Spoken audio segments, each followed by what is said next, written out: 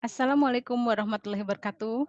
Bertemu lagi dengan saya Herlita, dosen dari Fakultas Ekonomi Universitas Negeri Jakarta. Kali ini kita akan membahas mengenai konsep uang dalam ekonomi Islam. Ya, kalau uang membicarakan uang, siapa sih yang tidak tahu uang? Ya, tapi kita akan gali lebih lanjut bagaimana sih konsep uang dalam ekonomi Islam. Seperti biasa, sebelum kita mulai belajar, ada baiknya kita berdoa dulu, doa belajar, agar ilmu kita bermanfaat dan mendapat keberkahan dunia akhirat. Baik, uang, yang tadi seperti saya katakan, uang siapa sih yang tidak tahu uang? Ya, uang, mempunyai standar kegunaan yang terdapat pada barang dan jasa. Uang juga, sebagai segala sesuatu yang dipergunakan untuk mengukur tiap barang dan jasa. Lalu juga ada yang mengartikan uang adalah segala sesuatu atau benda yang dapat diterima oleh masyarakat dan sebagai alat perantara dalam melakukan tukar-menukar.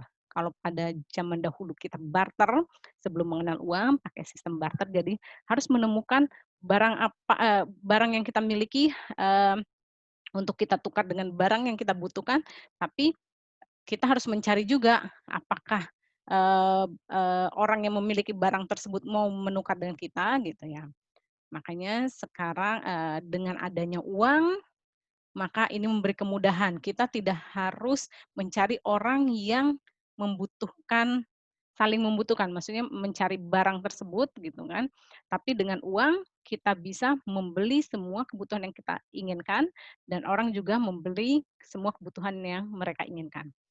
Fungsi asli uang, yaitu ada medium of exchange, yaitu sebagai alat tukar tadi, lalu yang kedua ada unit of account, satuan hitung, jadi satuan hitung, lalu ada store of value sebagai penyimpan nilai, jadi nilai barang tersebut diakumulasikan dengan uang, lalu juga ada standard of deferred payment sebagai, ukuran standar untuk pembayaran yang tertunda. Ini fungsi asli uang. Ada juga selain fungsi asli uang, fungsi turunan dari uang. Nah, fungsi turunan dari uang, alat pembayaran yang sah, alat pembayaran utang, alat penimbun kekayaan, alat pemindah kekayaan, alat pendorong kegiatan ekonomi, ya. Mmm, jadi yang tadi awal mulanya fungsi uang untuk sebagai, eee alat tukar menukar dan berubah, menjadi lebih, luas lagi. Syarat benda menjadi uang, kalau di Indonesia kita menggunakan rupiah pada pakai ada yang uang, ada yang kertas, ada yang koin gitu kan. Apa sih syaratnya benda tersebut menjadi uang? Bisa nggak sih kalau misalnya kita menemukan daun, memakai kain menjadi uang, bisa nggak? Nah, kita lihat dulu apakah tadi kain atau, apa namanya, daun tersebut tadi memenuhi syarat tidak? Syarat menjadi uang. Kita lihat, syaratnya ada syarat psikologis itu yang mampu diterima oleh semua masyarakat, bahwa ya, masyarakat mengakui bahwa ini bisa dijadikan sebagai uang. Lalu ada syarat teknisnya uang tersebut, bendanya ini tahan lama, tidak mudah rusak. Nah, kalau tadi pakai daun, ya pasti mudah rusak dong, terusnya bisa kita temui di mana pun. Jadi, ya nggak mungkin juga kita pakai itu. Kalau kain, kain tahan lama, oke, tidak mudah rusak, oke, tapi memenuhi tidak syarat psikologisnya atau syarat yang lainnya. Yang kedua, mudah dibagi-bagi tanpa mengurangi nilai. Nah, mudah dibagi-bagi tanpa mengurangi nilai. Kalau dibagi-bagi dalam arti misalnya digunting gitu ya, uang nggak mungkin. Kalau misalnya rupiah, kita gunting-gunting dolar dan lain-lain, kita gunting-gunting, ya jadi nggak berarti lagi. Nah, tapi kalau kita masuk ke dalam emas dan, perak atau dirham, nah kalau misalnya dibagi pun itu tidak mengurangi nilai. Kalau emas kita tadinya 1 gram, kita jadikan 0,5 gram, potong 2, ya tetap itu bernilai. Lalu mudah dibawa. Nah ini mudah dibawa, lalu nilainya relatif stabil, jumlahnya tidak berlebihan. Kalau daun, kalau kain karena gampang orang buatnya dan gampang ditemukannya, jumlahnya ya sangat berlebihan. Siapapun nanti bisa dengan tanpa kerja mempunyai uang. Yang terakhir, terbagi-bagi atas berbagai nilai nominal. Makanya ada 5.000, ada 2.000, ada 10.000 dan lain-lainnya. Baik, jadi untuk memenuhi tadi, untuk memenuhi syarat menjadi uang, syarat-syarat itu harus terpenuhi. Lalu, bagaimana sih dengan, eee, dalam perspektif Islam, uang itu seperti apa? Yuk kita lihat di dalam Al-Qur'an, eee sudah, dibahas juga mengenai uang gitu kan.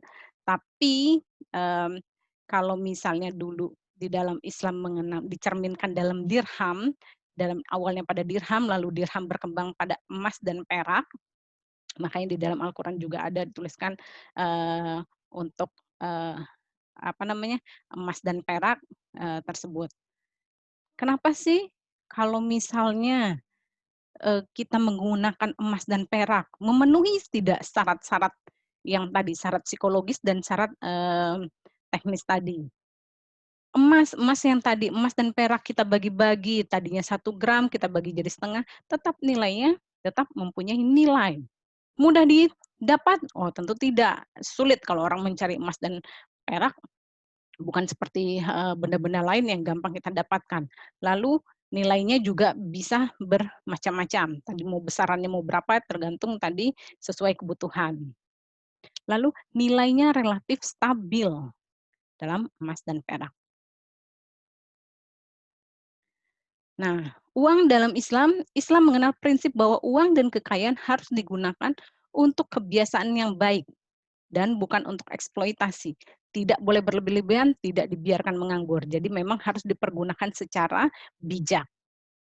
Uang, di sini kita menganggap uang itu adalah flow concept, yang artinya harus mengalir, jadi bukan stock konsep. Jadi harus diendapkan saja, tidak harus yang, kalau misalnya kita membahas mengenai investasi sebelumnya, part sebelumnya investasi dalam ekonomi Islam bahwa uang itu harus terus mengalir, jadi jangan kita simpan saja di dalam rumah, itu akan mengganggu perekonomian, itu akan berpengaruh kepada kebijakan moneter.